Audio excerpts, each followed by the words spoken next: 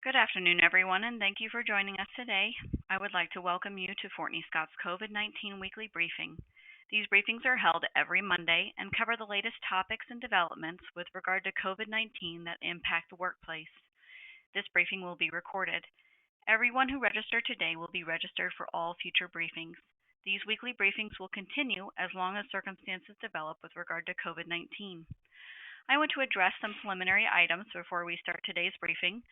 Currently, all listeners' phone lines are muted. At any point in time during the presentation, please feel free to submit a question in the GoToWebinar question box or use the raise hand feature, which can be found in the GoToWebinar task window. If time permits, the presenters will open the floor up for questions during the presentation. At that time, if you've raised your hand, you will have an opportunity to ask your question. I will unmute your line and you'll be notified that the line is open to ask your question. Please state your name and either the company you're with or alternatively, the type of industry or sector you work in. We will try to answer all questions. Today's weekly briefing addresses the presidential guidelines and federal agency developments. The presenters include David Fortney, Bert Fishman, and Nita Beecher. I will now turn the program over to David Fortney to start our presentation. Okay, and welcome everyone. It's Monday, April 20th, and we're really glad to be with you.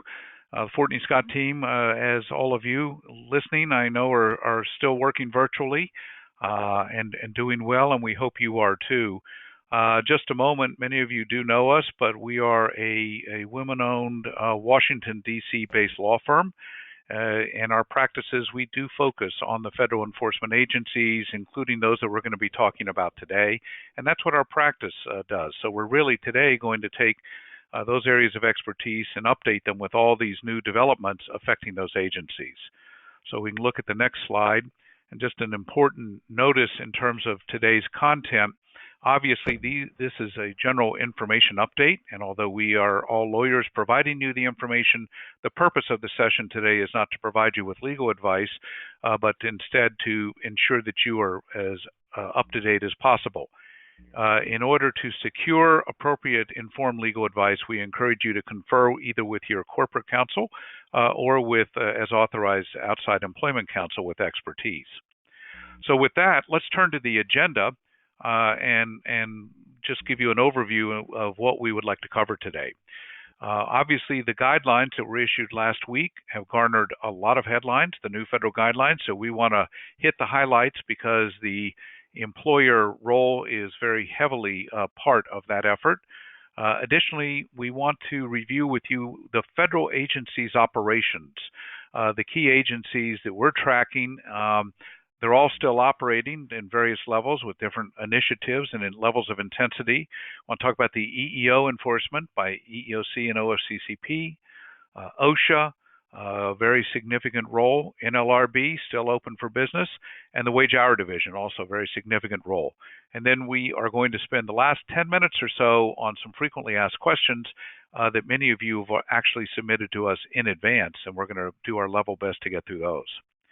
So let's start by looking at the guidelines for opening up America. The next slide, please. Thank you. And these guidelines, and if we can go to the next slide, the guidelines were issued on April 16th, and I think that many have heard about them.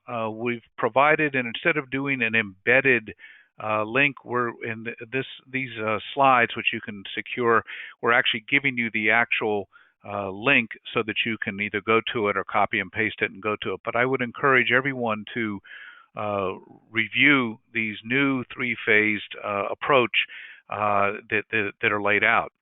In a nutshell, the employers are even more so going to become the front line as America deals with the response to the pandemic. And it is going to be employers, as we move out of the phase of having everyone working remotely or not working at all, as we begin to bring society back onto line, is going to be employers that are going to have both individuals but employers institutionally are going to have great responsibilities under these guidelines for monitoring and assessing and doing so in a responsible way. So the first part of the guidelines it describes the terms are, and we need to get used to these terms and begin to become familiar with them. what are called gating criteria. And the gating criteria that are specified in the guidelines address both symptoms, cases, and the role of hospitals. And in the guidelines say that states, and it notes that it could be multiple states or it could be regions, and that could include subcomponents of states, because as we know, many states are quite diverse in terms of their population and risk factors, and the guidelines do recognize that. But that states generally, including the various subunits or larger groupings of states, are to make determinations based on testing and contact tracing, healthcare system capacity, and the implementation and following of prescribed plans. Now, let's just pause for a moment. Much of what is in these guidelines, at least as we see it, and have experienced from our own experience and from what we hear through our clients, are much of the operational requirements for the gating criteria are not yet in place. For example, testing and contact tracing. Those largely are aspirational, although we have varying commitments and descriptions that they are well underway.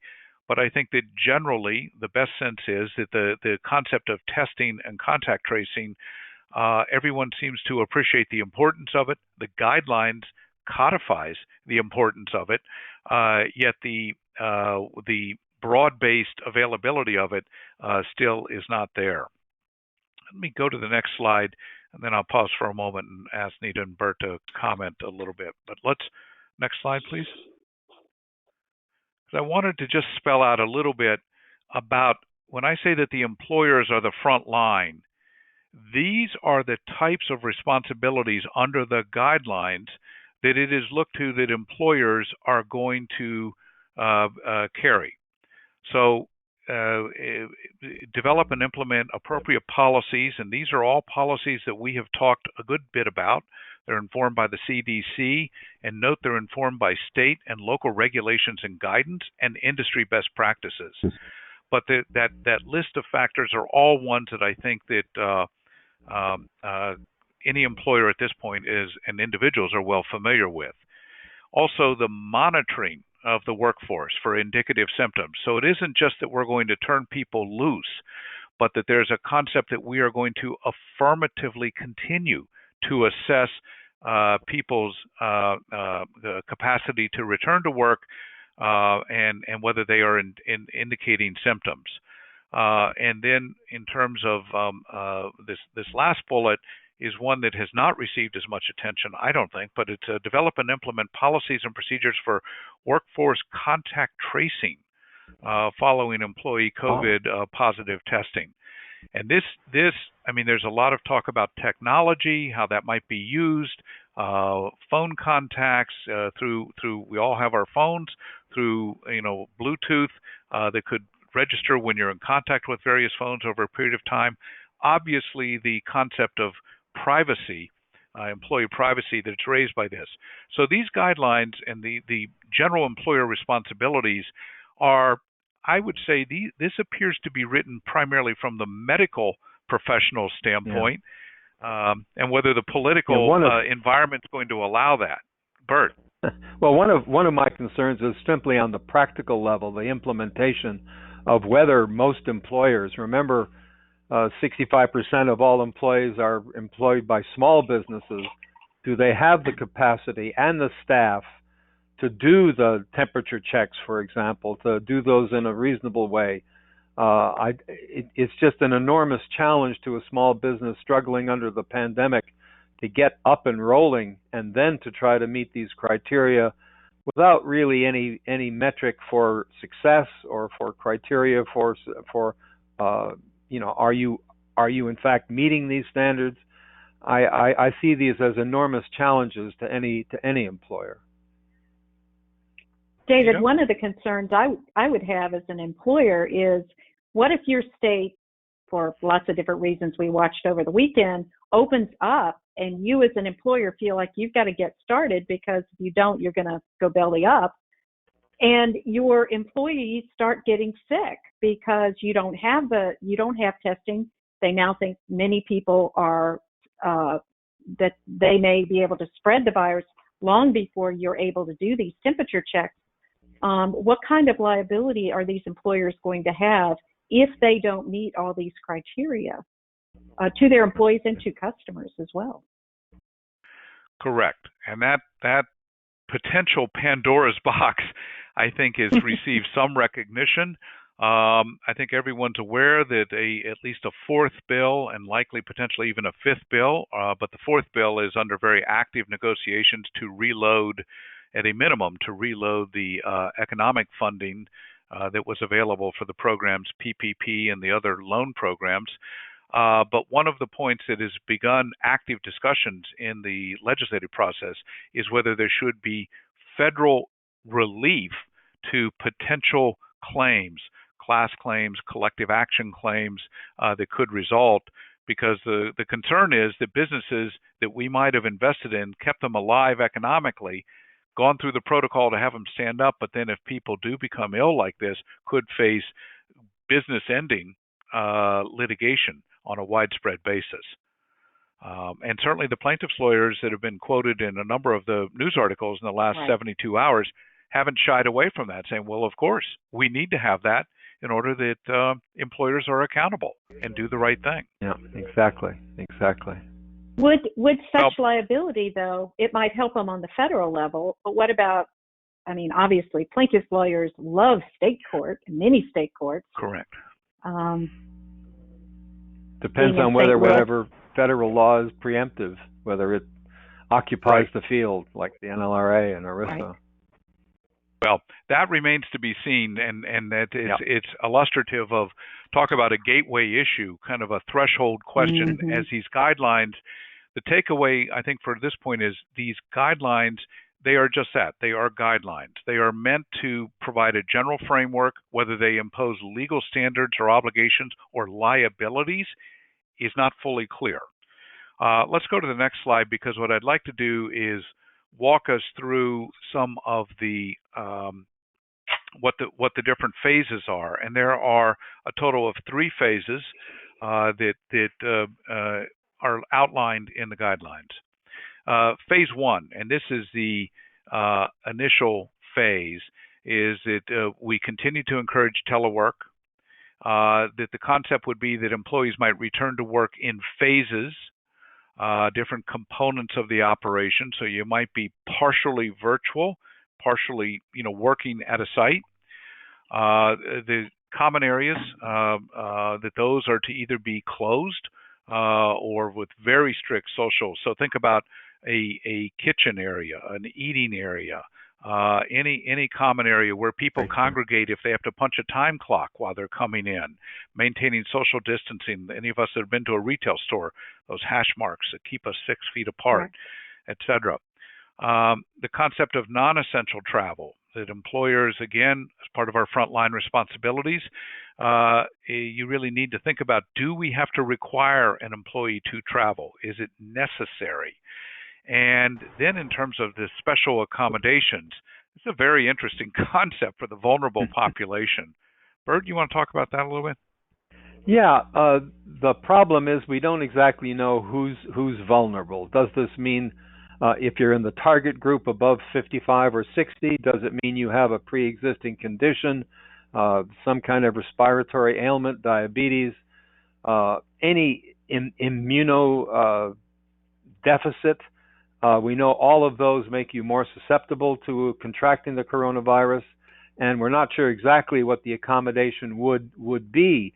This may mean special leave under the ADA, but we're not exactly sure. So they're on both ends of the problem. We have questions. That is to say, who is in the vulnerable population, and what do you do to accommodate someone who may be more susceptible to the disease, if that's the nature of the accommodation.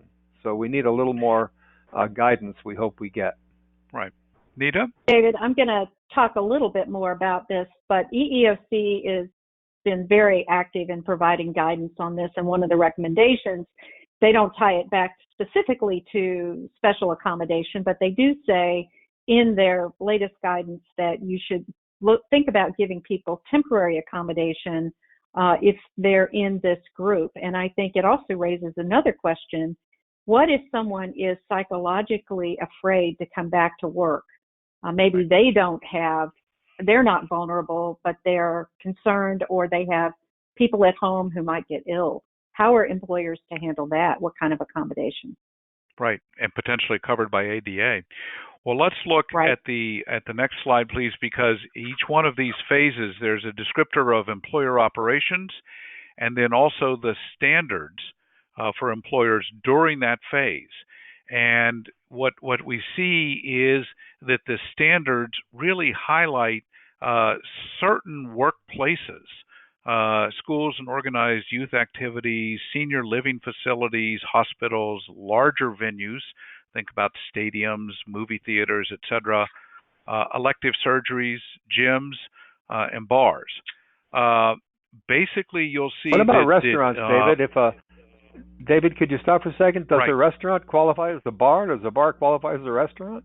Well, it could, or a large venue maybe, depending on the size of it. To some degree, the cynics would say this represents those that were able to lobby or not lobby the federal developers of the guidelines, because there's a lot of aspects that are not included in there: delivery, warehousing, etc. But putting that aside, you'll note that some of the steps, so at phase one, so as we're starting to stand up the businesses, the concept is generally that the schools that are closed would remain closed, and that those will be really dealt with locally, that the senior facilities and hospitals largely remain locked down.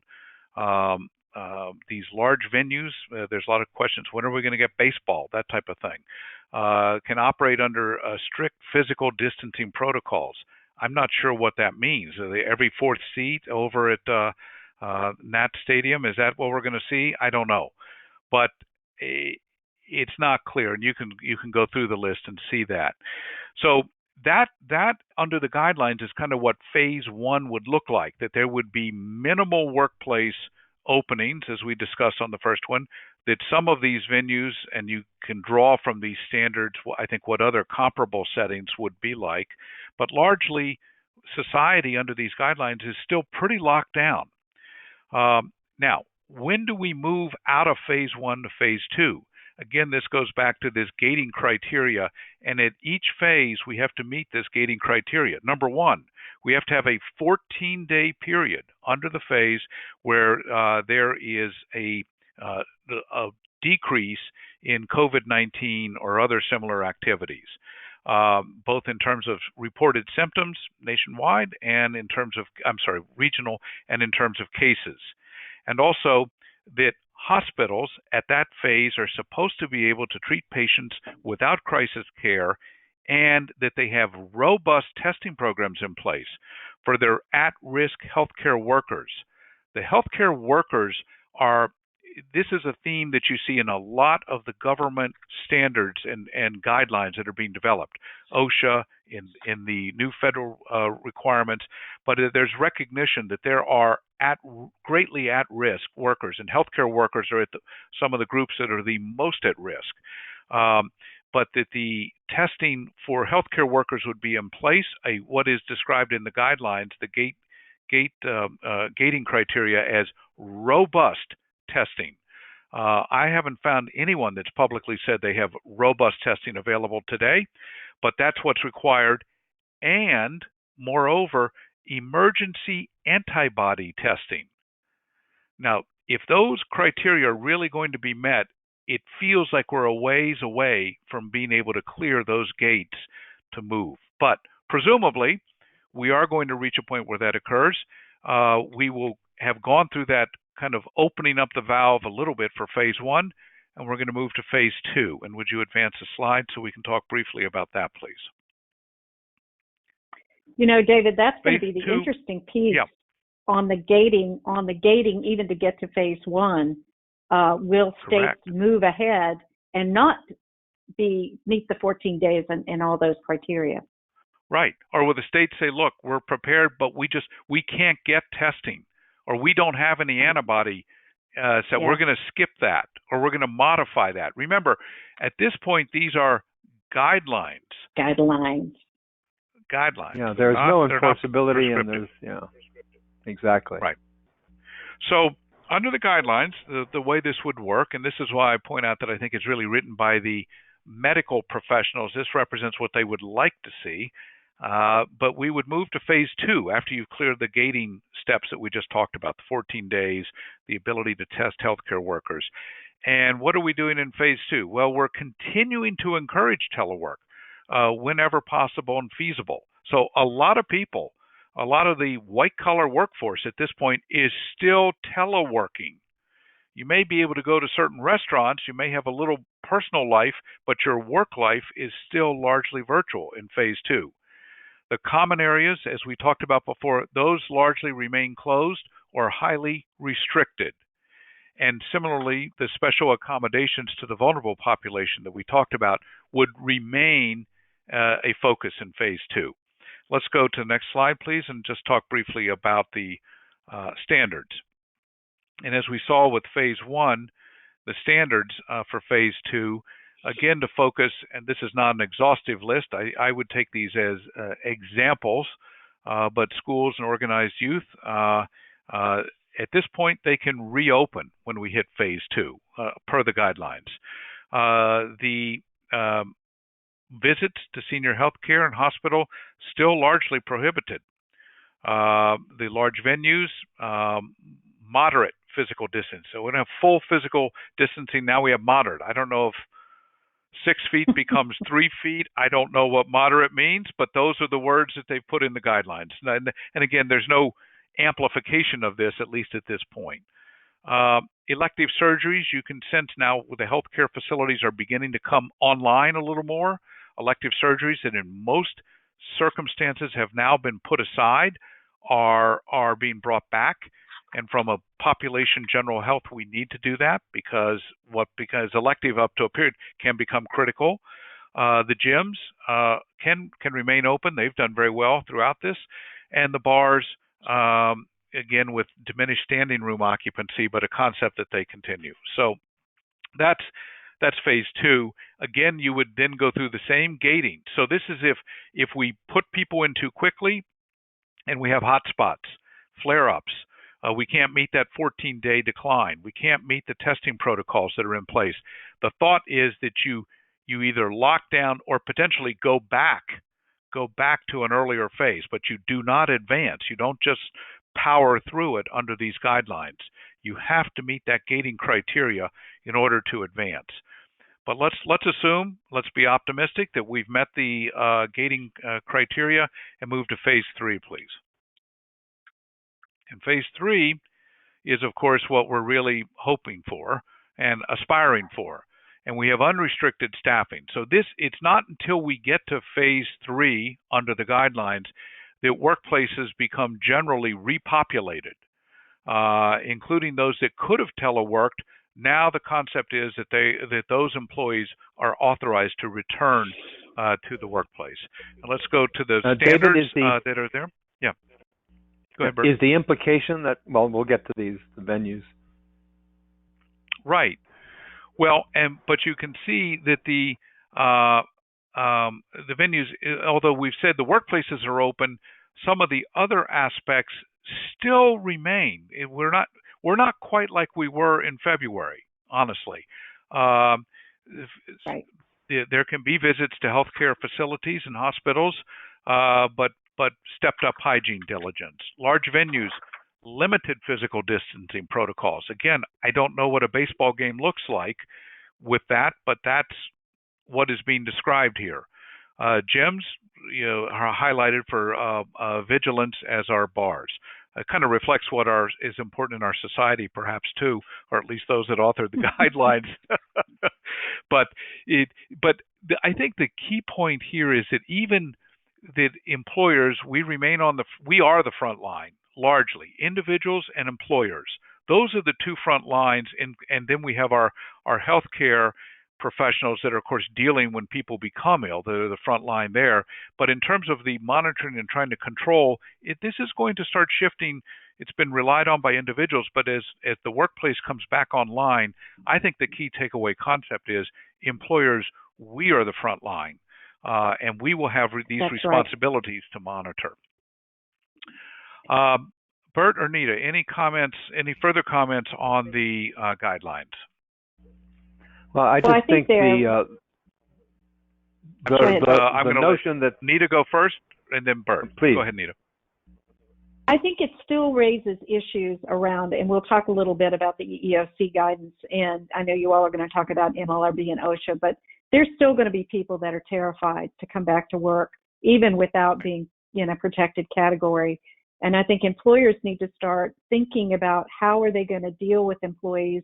Are there ways they're going to be able to allow them to work from home until we have the kind of substantial testing and so forth that I think would make people feel safe again. And in some cases, potentially all the way out until we have a vaccine.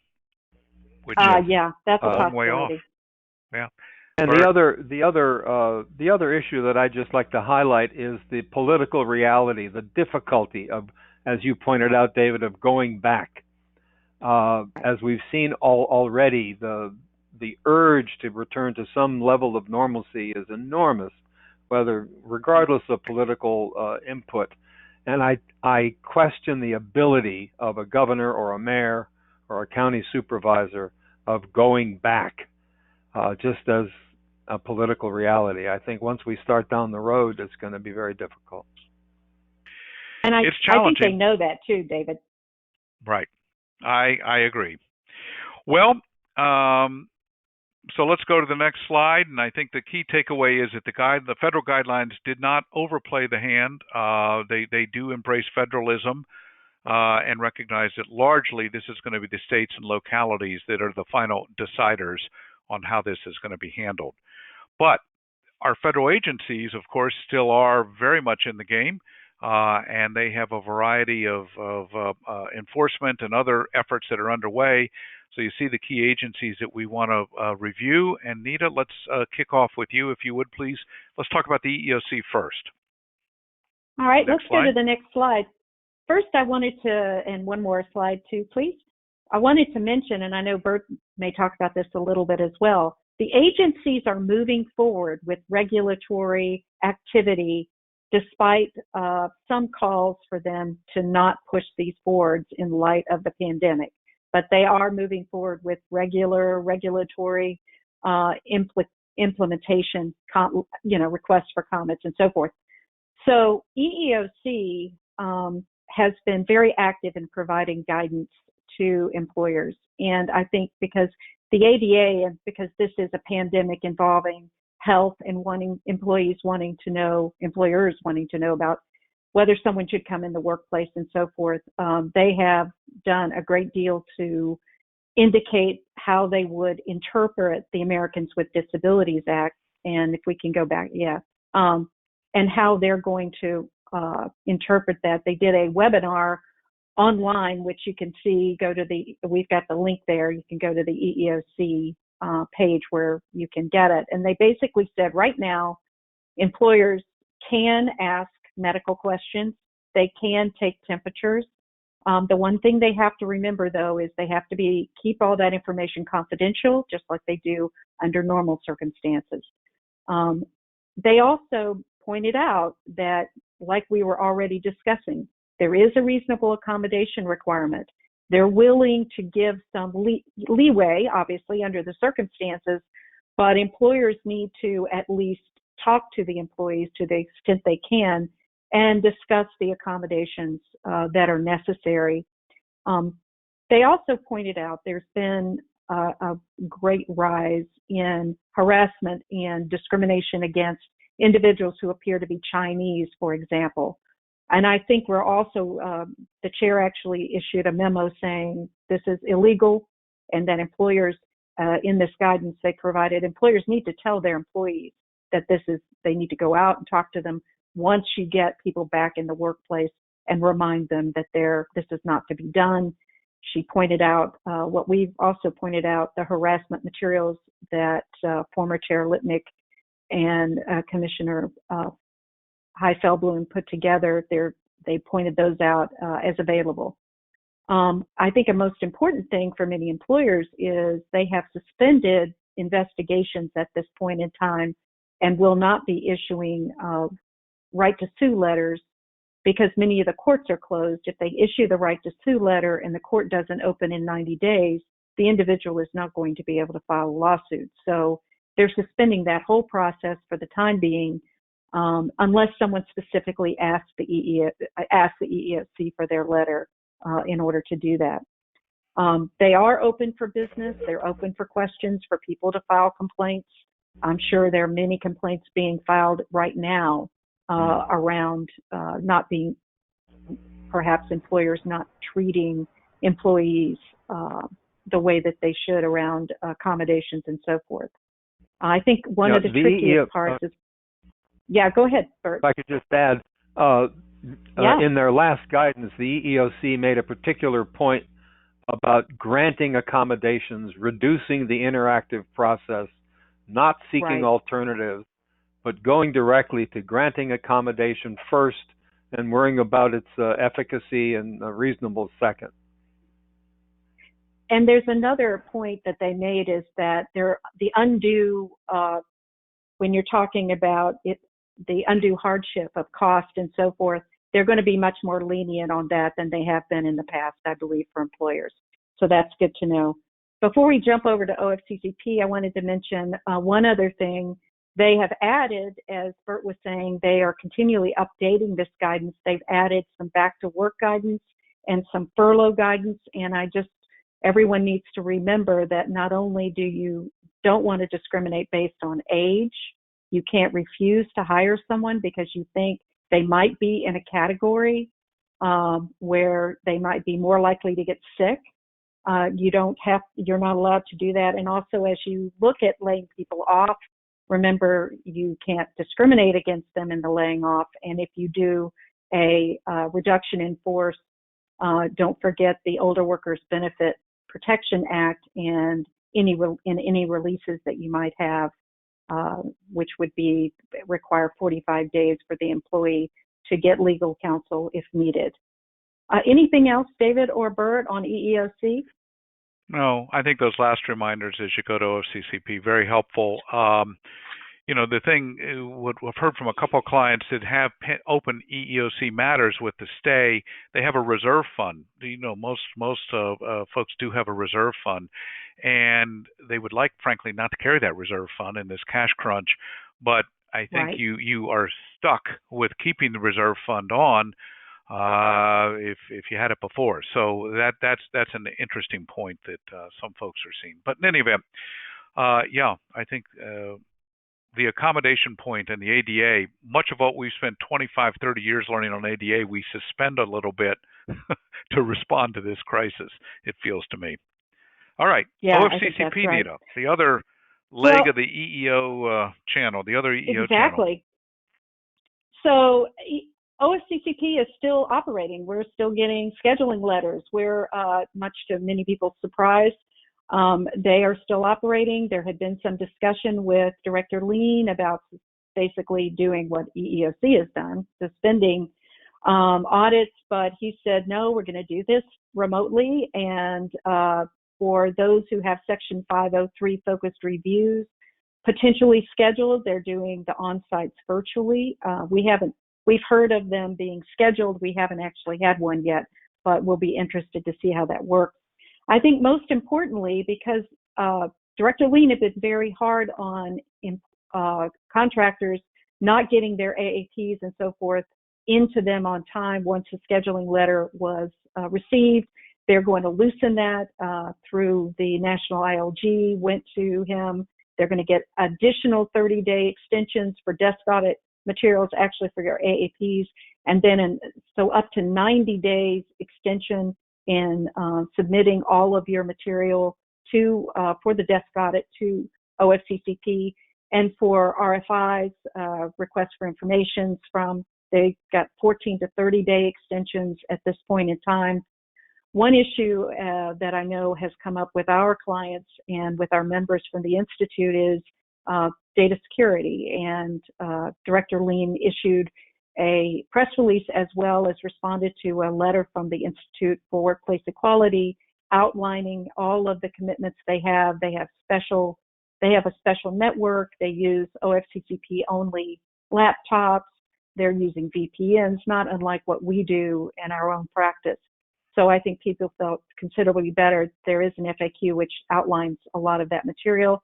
I think most importantly for most of us was we still have the 3,500 audits that have not all been fulfilled from March of last year.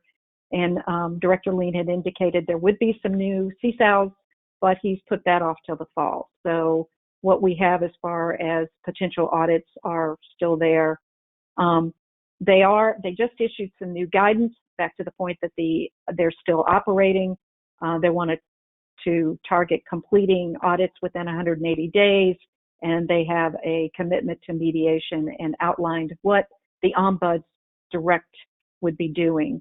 And I think one last thing, David, is that as we've discussed, it looks like if you want to settle with OFCCP, this is a good time to reach out to OFCCP and try to resolve outstanding audits and get them off the books before we ramp back up again. I think that's particularly true of the older, long-standing efforts, Nita. Right. I agree. Good. Okay. So that's what I had, gentlemen. Okay. Well, let's turn and talk about OSHA a little bit. Something that a lot of labor and employment lawyers may not necessarily focus on, but we do want to remind everyone that OSHA has really become a central component of the response to the pandemic. And when we talk about the employer being on the front line, this is one of the yardsticks that will be used to assess whether the employer did what was expected. In contrast to what I talked about before that were federal guidelines, this is a statute. This is the so-called general duty clause. And in essence, it says that each employer is required to furnish a workplace free from recognized hazards that are causing or likely to cause death or serious physical harm. Obviously, COVID-19 falls within that.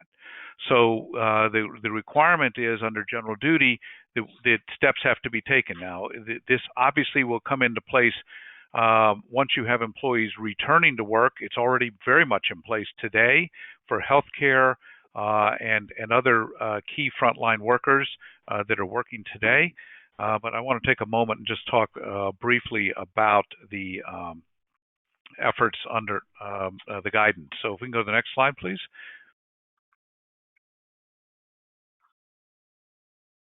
There we go. Thanks. Okay.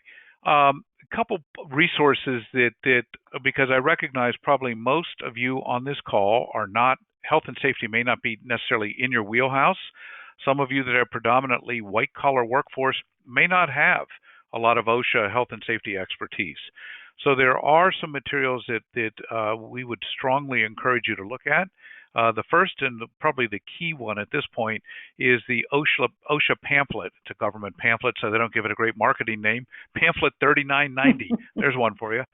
But it actually has 39 pages, and there's the link so you can do it. But it's very helpful, and it talks about the approach that all of us, and we have talked about this in some of our earlier weekly meetings with you, but the OSHA pamphlet, we're again re-emphasizing that. It's there. It's very focused on how to respond to COVID. Second, in the last week, there have been two important clarifications by OSHA. First, what is happening in terms of interim enforcement response? The short answer is there's going to be much greater flexibility. There's going to be significant limitations on when OSHA comes on site. So if employees complain about safety issues and so forth, is OSHA going to come on site? And the short answer is generally no. They're going to try to do it telephonically. They may use a video component. They're going to interview people. There's questionnaires that will be filled out. There'll be a variety of things. The exception is, again, in the high-risk areas. Think about healthcare, but not exclusively, mortuaries, different laboratories, et cetera. OSHA may come on site. Part of the concern here is, I mean, OSHA has limited bandwidth, but OSHA has its own employees, and they're trying to minimize exposure of those employees in when they would be exposed to a potentially difficult situation. I will say that one of the things that OSHA will be doing in any sort of enforcement is they're going to be looking at whether basically you complied with the steps that are outlined in the pamphlet. So the general duty, again, which is not prescribed with specific standards, effectively because the pamphlet describes what should be done to meet your general duty, and if they come for enforcement, or whether it be virtual or boots on the ground, they will be looking primarily at did you do the practices that were outlined in the OSHA pamphlet, which, by the way, also corresponds to CDC. Finally, with respect to discretion, the second component that was issued this past week on April 16th, basically OSHA is saying there in plain speak, make a good faith effort. Make a good faith effort. Again, OSHA recognizes that there are different workplaces. The most significant attention and metrics are going to be put on those workplaces that are at greatest risk. OSHA uses the example. There's a difference between a frontline healthcare worker who's directly involved in treating COVID patients versus a billing clerk who may not be exposed, and that OSHA is making, I think, a very sensible calibration of its response and efforts. We've given you also the general link to the OSHA resource page, and there's a lot of very good materials, and they're very user friendly on that. David? Yes.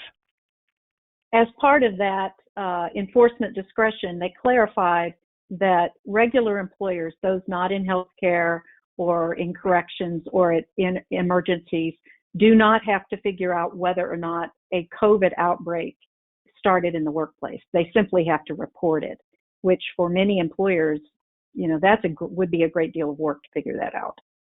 Correct, and very challenging and very unclear because of the so many areas. But OSHA does provide Correct. sort of a common sense standard. If you have multiple people in a work area that are coming down with COVID, you probably have a workplace situation.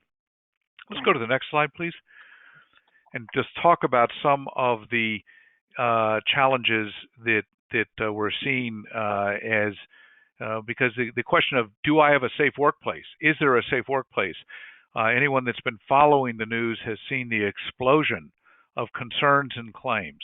And won't go through each one of these, but we've, delivery folks, warehousing, food processing, very stunning closure of one of the largest pork processing facilities and other food processing plants, South Dakota and Georgia and other locations, grocery store, retail, transit, and there is a growing criticism that OSHA is not doing enough. You have the AFL-CIO making that criticism. You have political leadership, Bobby Scott, the Democratic chairman of the House Workforce Committee, saying that, look, OSHA, effectively, you should develop and promulgate a specific standard, and you shouldn't be veering off and you're quote, giving employers a pass. That remains to David, be seen. If I could that's note, a political criticism. Yes, Bert. Now, if I could note, one of the things that many people just simply don't realize is that OSHA is not geared up to handle 5,000, 3,000 individual complaints, right, or right. to visit hundreds of work sites, including hundreds of nursing homes. Over the last 20, 30 years, it has really devolved into a disaster response organization. So this is an enormous challenge to their capabilities, to their reduced staffing, and it remains to be seen if they are able to respond in a way that I know they want to. Right. So they don't even have a leader, do they, David? They don't have a confirmed agency head. That's correct. One closing point, then we'll move on to the next. But in terms of litigation claims, there are some growing claims. There's some workers in McDonald's that have filed litigation claiming that that there was an inadequate response to deal with under the general duty clause. you can have whistleblower protection under the OSH Act. It's 11C is the whistleblower provision. And that protects the employees who complain about unsafe working conditions, and it allows the Secretary of Labor to file and get a TRO against an employer or other injunctive relief in federal district court. It also allows the workers or their representatives, if they're dissatisfied with the response by the Labor Department, to actually try to mandamus, to file their own court action, to mandamus the Secretary to go seek such relief. So the concept of what may happen if you have an unsafe workplace, it's not just necessarily a workers' comp, but OSHA does contain whistleblower protections and remedies that we're starting to see roll out in a very real way. All right.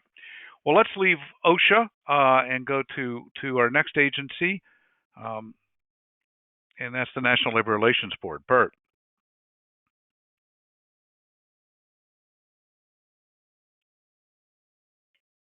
Bert, I think you're on mute. We don't have I'm sorry. I beg you, there I am. The National Labor Relations Board continues to operate like many of the other agencies, but it has done so in a kind of forward and backward motion.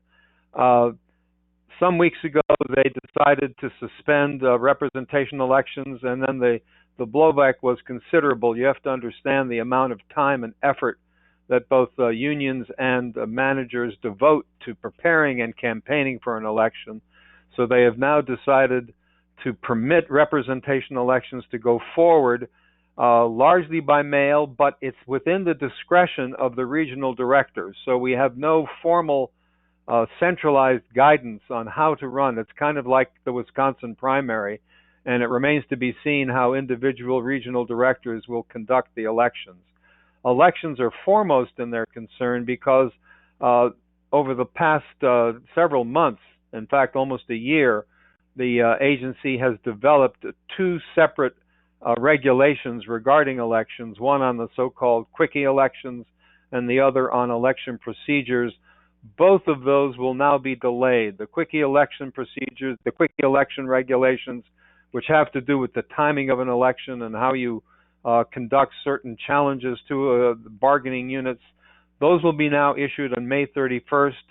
There are another series of election procedure regulations about blocking charges particularly, and when you run an election in the face of an allegation of an unfair labor practice. Those will be delayed until July 31st, and both of those have been delayed several times already for extended comment periods. So I have a feeling that they're going to go through to final at these final dates. Because the agency is all working remotely, they are handling unfair labor practice charges, but they're doing so by mail and by phone, and they're trying to conduct hearings and interviews by teleconference. They've already said they'd like to do video conferences, but that their technology is simply lacking. Mm-hmm. Perhaps the most important of the statements from the agency is a recent memo from the General Counsel that kind of reanimates earlier memos that were issued after 9/11, after Katrina, after major hurricanes and tornadoes, simply reminding people that employers who facing a disaster, whether it's a hurricane or a COVID outbreak, can undertake layoffs even without the necessary bargaining that usually precedes a layoff. However, we're going to return to this topic, I'm sure, in a few weeks, because you still have to bargain about the impact of the layoff. And of course, you're going to have to bargain about the return to work. So there's a great deal to be happening going forward that we'll probably return to in 2 to 3 to 4 weeks if all of the gating procedures that we've been talking about are met and the workers come back to place. One other thing, little noticed, in that very long CARES Act, there was a single sentence introduced that required business owners that are eligible for and accept an SBA loan under the PPP program have to be neutral during a union organizing campaign.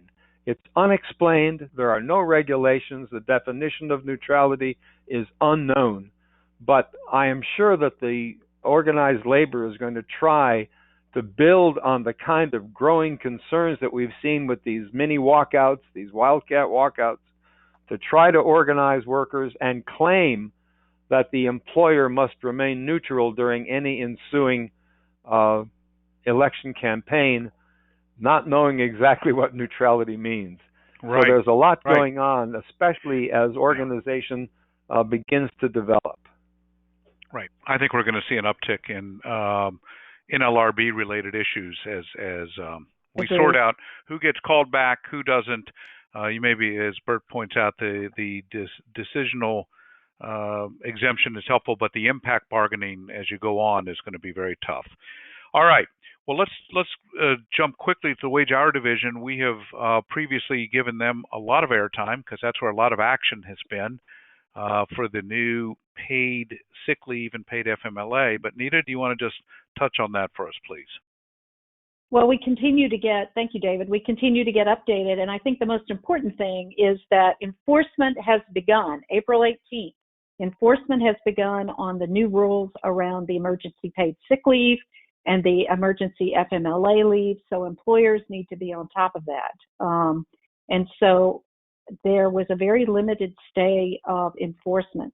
And I think you're going to, one other thing that's interesting is that there is a lot of guidance around the unemployment benefits. I know Bert did and Liz did a conversation around that. And so employers need to stay on top of that as well.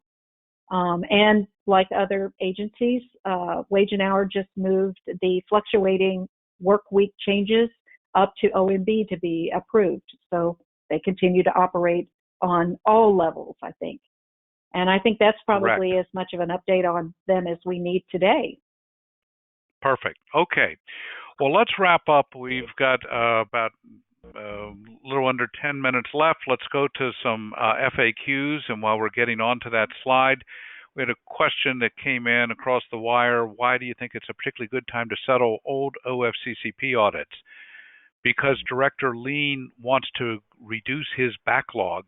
And Director Lean, who's nominated to serve for another position, would like to have the House in order when he leaves. And Director Lean had a very successful year last year, according to his metrics, because he collected lots of money.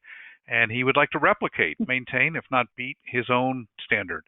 So all of that feeds into an environment that we are finding OFCCPs interested in settling. All right. Well, let's talk. These are some questions that we've gotten in advance. What kind of liability will employers have if workers return to work and become sick? Bert, do you want to hit that quickly? Well, yeah, believe it or not, it's a complicated question. Generally speaking, workers' comp should cover workplace-related injuries and illnesses, and that's an exclusive remedy. Every state has a workers' comp law.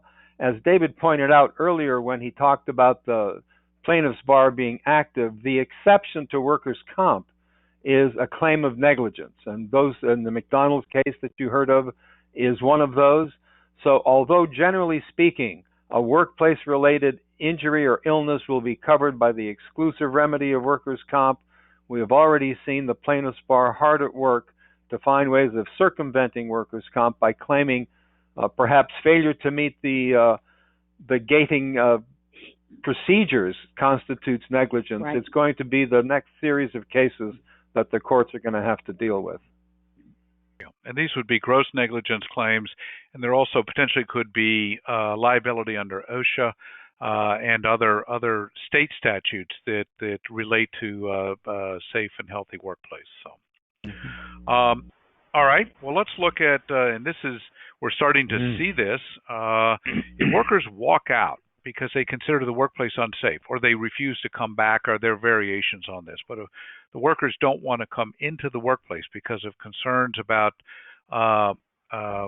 workplace safety, what legal options do employers have? I can start with that under the union context. People have complained that the unions aren't being very active on this walkout front, but you have to remember almost all unions have no strike clauses in their collective bargaining agreements, which expose the unions themselves to sanctions if they approve of a strike maybe there's an exception for force majeure, maybe there's an exception for imminence, but the unions have been very chary about that. So you're getting these mini walkouts of motivated workers that claim that they're doing so based on their own initiative, and that's one way that they can get around the no strike clause. The legal options that an employer has in that situation are very limited, because it sounds like motivated workers are acting under concerted protected activity. Mm-hmm. They're meeting jointly to act in their own behalf, and it's a dilemma for employers. David, you can pick up on the OSHA elements that also provide protection. Couple things on this. One, the concerted activity point is both for union and non-union. All employees have the protection of concerted activity under the National Labor Relations Act. So the majority of you on this call are non-union, but you still need to worry about what constitutes concerted activity. You just don't have the protection of a no-strike clause to rely on. Second, as we talk about these legal things, I don't want to lose sight. There's the court of law, but there's also the court of public opinion. And the implications of morale, workforce morale, and whether people, including your customers, your workforce, et cetera, whether they're going to think you're responsible. So a heavy-handed response, I think most people are finding, is not the best response. We've talked before about the whistleblower concerns. They exist under the General Duty Clause in Section 11C. There are protections as whistleblowers. They often are viewed very sympathetically in the court of public opinion, and frankly in the courts of law. Also, the court whistleblowers typically do pretty well. So I think that the key guidepost is, it goes back to points that we've discussed in earlier programs, which is the CDC and those OSHA guidelines, and now with the new federal guidance out there. If you are following those, that gives you a very solid response to respond and say, look, this is what we're doing. This is why we think it's safe. We've met all the requirements, and see if you can, and if necessary, put people on modified leaves or work schedules if that works for you. It's not a perfect solution. We recognize that, but I think that I'll call it the hammer response is absolutely of last resort, and these other steps will help mitigate liability. And I would only add to that is that none of the things we're talking about as with respect to legal options addresses the point that Nita raised earlier. If you have workers who simply do not feel themselves ready emotionally, from a health point, from a family protection point, they're just not ready to go back to work. And your legal options at that point are few and none, because we're dealing with the psychological response of individual people. So we have just about a minute left. Nita, why don't you, let's touch on the next one. Managers is working remotely 3 days a week, no paid leave. Must I pay him for the full week? You would have to pay him for the full week if, in fact, he is scheduled to work for a full week, even though he's only doing work 3 days. He's exempt manager. However, David, I think you've pointed out that you can, if a person's really only working 3 days a week and is an exempt employee, you can always recalibrate his schedule and pay him for the 3 days instead of having to pay him for the whole week if he's not working those extra days. And I think that works. So that's a prospective change starting at the beginning of a work week. Correct. Right. We've got a moment. Let's hit one last one. Employer facing sharp reductions in revenue and workforce reductions. What are the next steps? Nita, well, I've got you. Why don't you take that, please? All right. On this one, you have to worry about, first of all, you've got to figure out what your layoff strategy is going to be, what skills you're going to need. You need to make sure that you do whatever WARN, the both federal and state WARN obligations as far as notice. We've gotten our first WARN lawsuit out of this pandemic, just was filed. You need to worry about who is it that you're laying off. Too many old people, too many African Americans. You need to do your adverse impact analysis, just like people have done over the last few years, and look and see what your options are as far as layoffs are going. And I think, David, can we quickly answer that last one, because that one came in over the transom during the week? Yeah, I can key point I'll make. Oh, go ahead, Bert. Yeah, very quickly, it's a relatively complicated algorithm. You have to maintain around 75% of your workforce and around 75% of your total compensation of employees earning less than 100,000. We don't know yet if you fail on one, can you make it up with the other?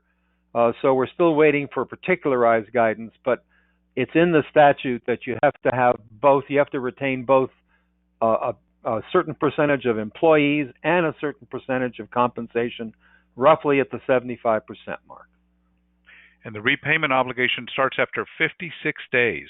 That's 8 weeks. Wow. And you need to log that. As soon as you get your PPP monies, you got to count 8 weeks because that's you got to have your house in order.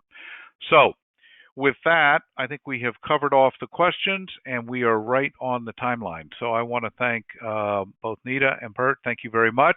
I want to thank everyone who was able to join us today, and we'll turn it back to our moderator. I would like to thank you for joining us today. As a reminder, you may view the previous weekly briefings on our website at www.FortneyScott.com. Please join our next weekly briefing on Monday, April 27th. Be on the lookout for additional updates, which will be sent via email. All registrants from today have been registered for the future weekly briefings. If you have any questions, please submit via email to info@FortneyScott.com. Thank you, and we hope to see you next week. Great. Thanks, everyone. Stay safe. All right. We'll be in touch. Stay safe. Bye-bye.